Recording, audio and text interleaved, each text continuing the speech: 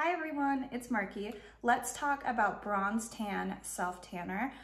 This is a mousse. I've been using it for probably years now. I've loved it so much. I reorder it constantly. The applicator, it just looks like this. You just push this little pump, comes out in a mousse. I put it onto my tanning applicator mitt.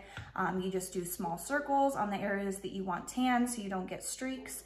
You can leave it on for an hour. You can leave it on for a few hours. I typically do a few because I like my tan darker. So it depends on what level of tan you want to do. I put it on last night and today my tan has developed really nicely. It doesn't look orange. It doesn't look fake. It looks really natural and really pretty. The scent is vanilla. A lot of self tanners have a scent that is just not good and it doesn't make you feel clean. It makes you feel yucky. This doesn't have that problem. I've loved the smell, hasn't bothered me one bit. I have recommended this to so many friends. It is just a game changer for me because I do not tan well out in the sun naturally. So this is my little secret weapon to make sure I look tan in the summertime.